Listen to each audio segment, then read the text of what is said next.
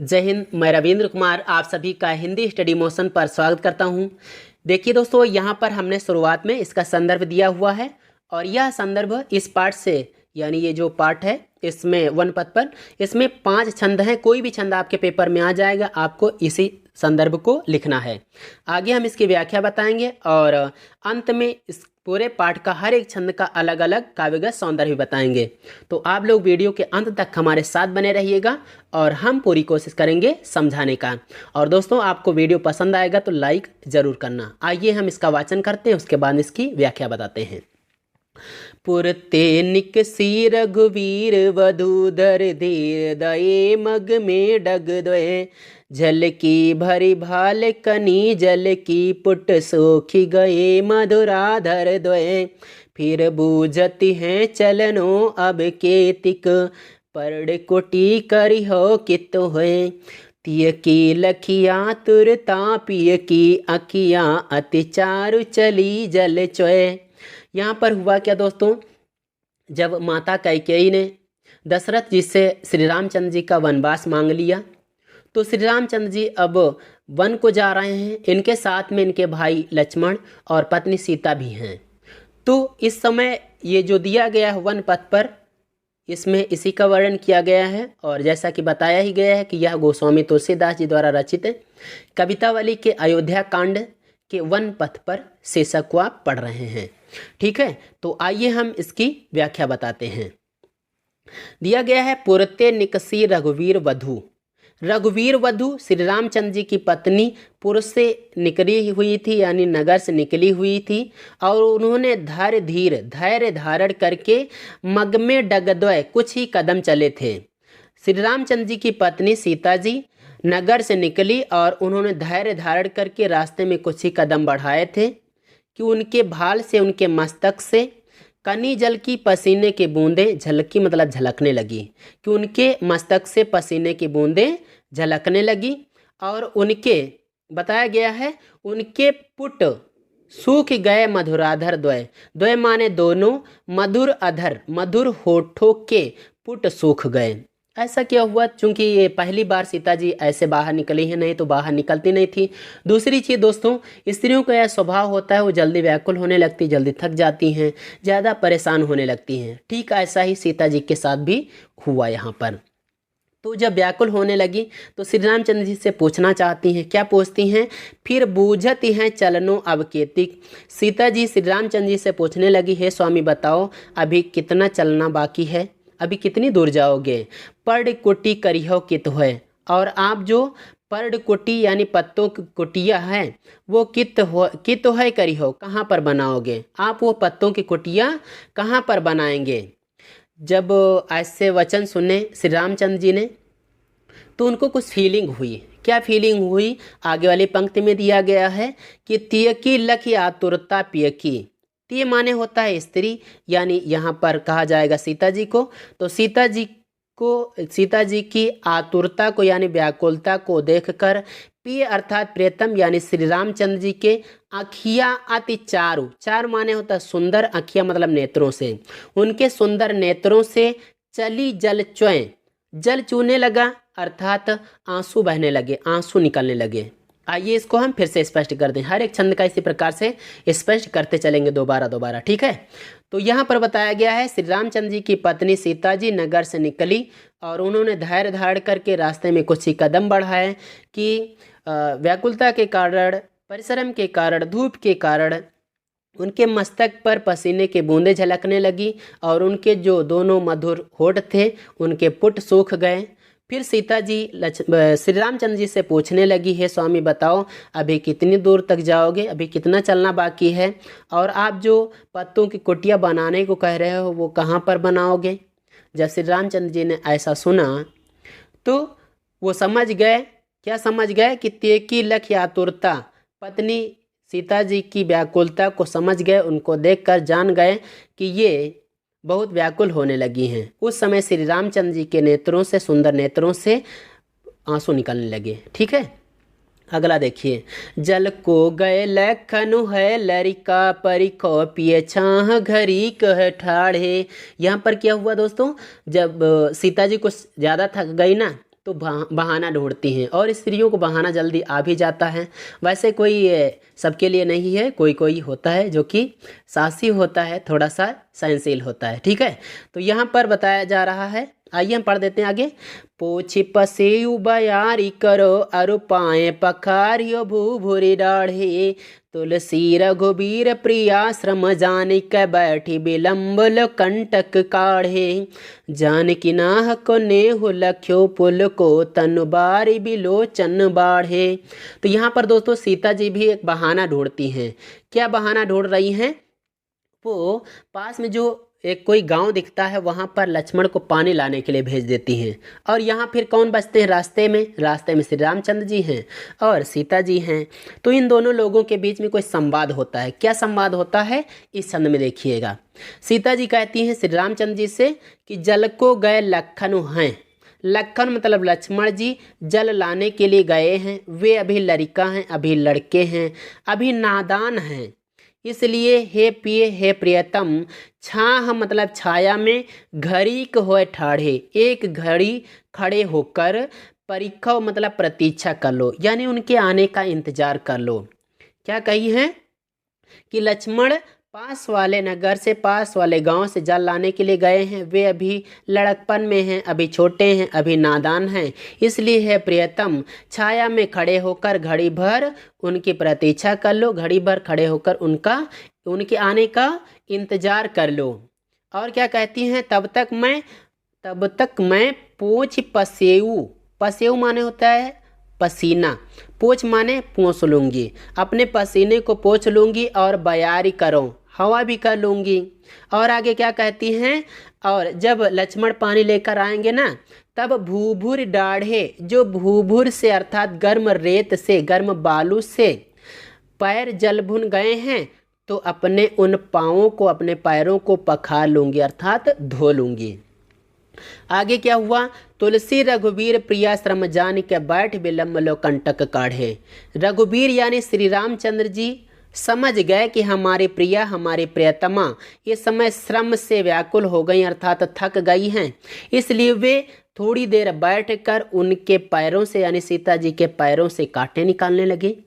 जब श्री रामचंद्र जी सीता जी के पैरों से कांटे निकाल रहे थे, उस समय सीता जी ने श्री रामचंद्र जी के रूप स्वरूप को देखा। क्या उनको फील हुआ? देखिएगा आगे। जानकी नाह को नेहु लख्यो, तब जानकी ने यानी सीता जी ने, नाह माने स्वामी को, नाह मतलब ये है तद्भव शब्द, ये हो गया तद्भव शब्द, इसका तत्सम होता है नाथ। क्या होता है भैया? नाथ। नाथ माने होता है स्वामी। तो सीता जी ने अपने नाथ यानी स्वामी श्री रामचंद्र जी के नेह को देखा, यानी स्नेह को देखा, यानी प्रेम को देखा। उनके प्रेम को देखकर सीता जी का तन पुलकित हो गया, शरीर पुलकित हो गया, और उनके विलोचनों से अर्थात नेत्रों से बारी बढ़ गया, अर्थात आंसू निकलने लगे।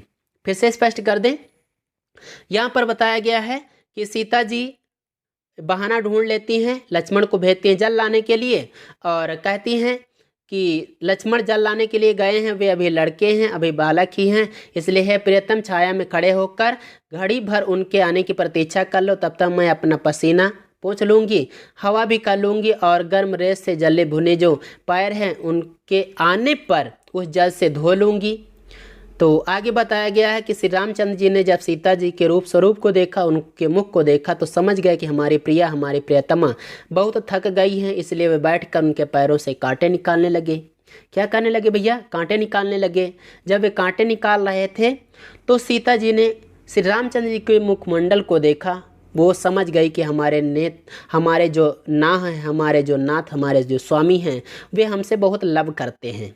उनके लब को देखकर, श्री रामचंद्र जी के लब को देखकर सीता जी का शरीर पुलकित हो गया और उनके नेत्रों से आंसू निकलने लगे। आइए आगे देखते हैं।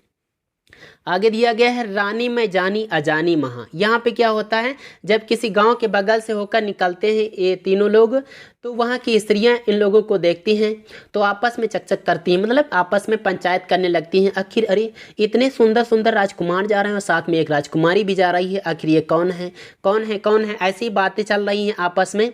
तभी एक स्त्री को एक बात सूझ आती है, वो समझ जाती है, शायद कहीं से उसने सुन लिया होगा कि कैकेयी ने दशरथ जी से वरदान मांगा है श्री रामचंद्र जी के वन को जाने का, शायद ये वही हैं और ये कहीं पे जा रहे हैं, यानी वन को ही जा रहे हैं। तो आगे क्या होता है यहाँ पर देखिएगा। यहाँ पर बताया गया है, रानी मैं जानी अजानी महा पब पाहन हो तो कठोर हियो है, राजा हु काज अकाज न जानो कहो तिय को जिनकान कियो है, ऐसी मनोहर मूरत ये बिछुरे कैसे प्रियतम लोग जियो है, आखिन मैं सखी राखिबे जोग किन्ह इन्हें किम कै बनवास दियो है। वो स्त्री अन्य सखियों से अपनी कहने लगी कि मैं जानी, मैं समझ गई कि ये जो रानी कैकेयी हैं ये अजानी महा बहुत अजानी हैं, बहुत अज्ञानिनी हैं, क्योंकि इनका मुझे लगता है इनका जो हिया है, इनका जो हृदय है, यह हप्पा भी मतलब होता है वज्र। वज्र आप सुने हैं ना भाई, दधीच की हड्डियों से क्या बनाया गया था, वज्र बनाया गया था। तो जो कैकेयी का हृदय है वह वज्र से और साथ में बता रही पाहन मतलब पत्थर से भी अधिक कठोर है। तभी तो ऐसा भाई, ऐसा कैसे हो सकता है कि कोई माँ अपने बच्चे के लिए वरदान मांग ले वन को जाने का, यानी कहीं दूर भेज देने का। ऐसा तो नहीं हो सकता है किसी साधारण माँ से, ये असाधारण मुझे लगता है, बिल्कुल अलग हैं। मैं समझ गई कि ये रानी जो हैं ये बहुत अज्ञानिनी हैं, क्योंकि इनका हृदय वज्र और पत्थर से भी अधिक कठोर हो गया है। साथ साथ में वो राजा को भी कहती हैं कि राजा काज अकाज न जानो, अरे राजा ने भी काज अकाज नहीं जाना, अर्थात उचित अनुचित के बारे में ध्यान नहीं दिया, उचित अनुचित के बारे में नहीं सोचा। कहो ती को जिन कान कियो है, उनकी ती ने, उनकी स्त्री ने जो कुछ कह दिया, अर्थात कैकेयी ने जो कुछ कह दिया उनको कान दे दिया, अर्थात उनको सुन लिया और मान लिए। कैकेयी के मांगने पर ऐसा वरदान दे दिए। ऐसी मनोहर मूरत ये बहुत व्याकुल है, यहाँ पर स्त्रियां भी क्या कहती हैं कि ऐसी मनोहर मूरत ये जो मूर्तियां हैं बड़ी मनोहर हैं, बड़ी सुंदर हैं। ये जो तीनों मूर्तियां जा रही हैं बड़ी सुंदर हैं। बिछुरे कैसे प्रियतम लोग जियो है, अरे इनसे बिछुड़कर इनके प्रियतम लोग जो इनको चाहने वाले लोग हैं वो कैसे जिंदा रह सकेंगे। आखिन में सखी राखबे जोग, हे सखी, अन्य सखियों से कहती है वो, हे सखियों आखिन में राखिबे जोग, जो आँखों में बसाने योग्य हैं, इन्हें किमकै वनवास दियो है, इन्हें किसने और किस कारण वनवास दे दिया। हालांकि कुछ पता चल गया लेकिन फिर भी पूछती हैं, कुछ पंचायत करने की आदत होती ही है स्त्रियों को। आइए इसका अर्थ, इसकी व्याख्या फिर से स्पष्ट कर देते हैं।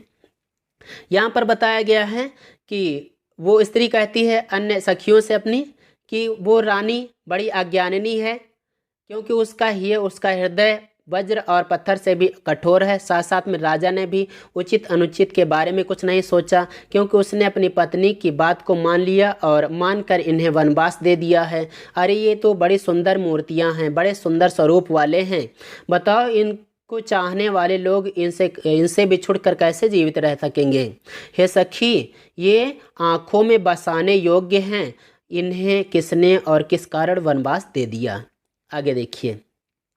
शीस जटा और बाहु विशाल बिलोचन लाल तिरछी से बाहें, तून सरासन बान धरे तुलसी बन मार्ग में सुठी सोहें, सादर बारही बार शोभाए चित तुम तो हमारो मन मोहें, पूछत ग्राम बधु सिंह सो कहो सांवर से सखी रावर को है। यहाँ पर दोस्तों वो जो स्त्रियाँ थी सीता जी से पूछती हैं इनके बारे में, सीता जी के बारे में, और साथ साथ में मेन चीज़ है श्री रामचंद्र जी और लक्ष्मण जी के बारे में। क्या पूछती हैं देखिएगा। शीश जटा, वो स्त्रियां कहती हैं कि ये जिनके शीश पर, जिनके सिर पर जटाएं हैं, जिनका उर माने हृदय होता है, वक्षस्थल होता है, बाहु माने भुजाएं, जिनका वक्षस्थल और भुजाएं विशाल हैं, बिलोचन लाल, जिनके नेत्र लाल हैं अर्थात रेड रेड आई हैं, जिनके तिरछी सी भौहें और भौहें तिरछी हैं। फिर से स्पष्ट कर दें, ये जो सिर पर जटाएं धारण किए हुए, जिनका वक्षस्थल और बाहुएं विशाल हैं, इनके नेत्र लाल लाल हैं यानी नेत्र भी लाल हैं, इनकी तिरछी सी भौहें हैं, जो कि तून सरासन बाण धरे। तून माने होता तर्कस, सरासन माने धनुष और बाण को, तर्कस धनुष और बाण को धारण किए हुए वन मार्ग में सुठसो हैं, वन के मार्ग में बहुत सुंदर लग रहे हैं। ये बार सादर 12 बार शुभाय चित्तय, ये सादर मतलब आदर के साथ बार बार तुम्हें स्वाभाविक रूप से देख लेते हैं। जब ये तुमको देखते हैं उस समय ये हमारो मन मोह है, हमारे मन को भी मोह लेते हैं। आगे क्या कह रही है वो स्त्री, बताया गया है पूछत ग्राम वधु सियसो, वह ग्राम वधु वह ग्रामीण स्त्री सियसो सीता जी से पूछती है कि हे सखी बताओ, कहो सांवरे से सखी रावरे को है। हे सखी बताओ, ये जो सांवरे स्वरूप वाले हैं, ये जो सांवरे स्वरूप वाले राजकुमार हैं, ये रावरे को हैं, ये आपके कौन हैं, ये आपके कौन हैं। फिर से स्पष्ट कर दें इसका। यहाँ पर बताया गया है कि वो स्त्रियाँ पूछती हैं सीता जी से कि ये जो सिर पर जटाएं धारण किए हुए हैं, जिनका वक्षस्थल और बाहुएं विशाल हैं, जिनके नेत्र लाल हैं और तिरछी बाहुएं हैं, जो तरकस धनुष और बाण को धारण किए हुए वन के मार्ग में जा रहे हैं, ये बहुत सुंदर लग रहे हैं। ये बार बार आदर सहित स्वाभाविक रूप से तुमको देखते हैं, और जब ये देखते हैं तुमको उस समय हमारे मन को मोहित कर लेते हैं, यानी उस समय ये हमको बहुत सुंदर लगते हैं। वह ग्रामीण स्त्री सीता जी से पूछती है कि हे सखी बताओ, ये जो श्यामल वर्ण वाले राजकुमार हैं ये आपके कौन हैं। आगे देखिएगा, आगे दिया गया है सुन सुंदर बैन सुधारस साने, सयानी है जानकी जानी भली, तिरछे करिनयन दसैन तिन्हें समझाए कछु मुस्काई चली, तुलसी ते ही अवसर सोहें सबय अवलोकत लोचन लाहु अली, अनुराग तड़ाग में भानु उदय बिगसी मनु मंजुल कंजकली। तो सीता जी के बारे में यहाँ पर बताया जा रहा है, ये कैसी प्रतिक्रिया देती हैं उन स्त्रियों को, इसके बारे में। सुन सुंदर बैन सुधारस साने, उन स्त्रियों के सुधा रस साने अमृत रस से भीगे हुए सुंदर वचनों को, सुंदर बैन को, सुंदर वाणी को जब सीता जी ने सुना तो सीता जी सयानी हैं अर्थात चतुर हैं। वो जानकी अर्थात सीता जी भली भांत समझ गई आखिर ये स्त्रियां हमसे पूछना क्या चाहती हैं, इसलिए चतुराई भरा उत्तर देती। कैसा उत्तर कि तिरछे कर नयन, अपने नेत्रों को तिरछा करके, दय सैन तिन्हें इशारा देकर, समझाई कछु मुस्काई चली, कुछ समझा कर मुस्करा कर आगे बढ़ गई। क्या बताया गया है कि सीता जी ने उन स्त्रियों के अमृत रस से भीगे हुए सुंदर वचनों को सुना, और सीता जी चतुर हैं, अपनी चतुराई से वो क्या करती है, वो भली भांत समझ गई कि आखिर ये पूछना क्या चाहती है, इसलिए वे अपने नेत्रों को तिरछा की और इशारों से समझा दी, समझा कर वो आगे बढ़ चली। तुलसी ते ही अवसर सोहें सबय, तुलसीदास जी यहाँ पर कहते हैं कि उस अवसर पर सोहें सबय, सभी सुशोभित हो रहे थे, सभी स्त्रियों के नेत्र सुशोभित हो रहे थे। अवलोकत लोचन लाहु अली, अली माने होता सखी, उन सखियों के नेत्र सुशोभित हो रहे थे, और साथ साथ में क्या हो रहा था, लोचन लाहु, वे लोचन मतलब नेत्रों का, लाभ मतलब लाभ, अवलोकत माने प्राप्त कर रही थी।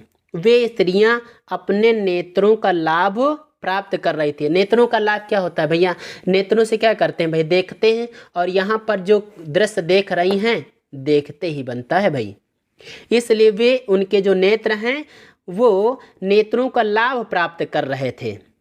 ठीक है, इसको बताया गया आगे कि अनुराग तड़ाग में भान उदय, उनके नेत्र कैसे सुशोभित हो रहे थे, जैसे अनुराग मतलब प्रेम रूपी, तड़ाग मतलब सरोवर में, भान उदय सूर्य के उदित होने पर, बिगसी मतलब खिल उठी हो, मनु मतलब मानो, मंजुल कंजकली, मंजुल माने होता है सुंदर, कंजकली कमल की कलियां, उनके नेत्र ऐसे सोहित हो रहे थे, शोभित हो रहे थे, जैसे प्रेम रूपी सरोवर में सूर्य के उदित होने पर सुंदर कमल की कलियां खिल उठी हों।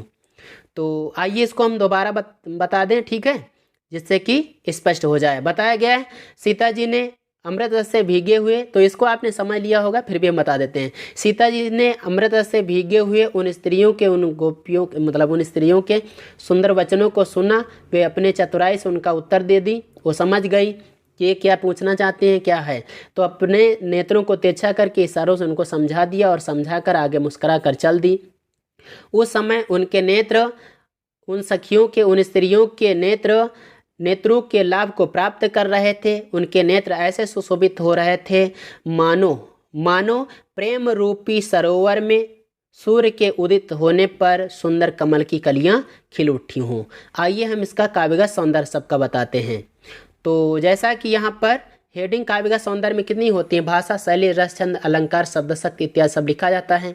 तो दोस्तों इस पूरे पाठ के लिए भाषा तो रहेगी ब्रज भाषा। ब्रज भाषा में लिखा गया है, साथ साथ में कौन सी भाषा हो गई भैया, ब्रज भाषा हो गई, है ना। कौन सी ब्रज भाषा हो गई। रस पूरे में श्रृंगार रस है, लेकिन ये जो आया है ये वाला रानी में जानी अजानी महा, इसमें भैया अद्भुत रस है। ठीक है, कौन सा है, अद्भुत रस है।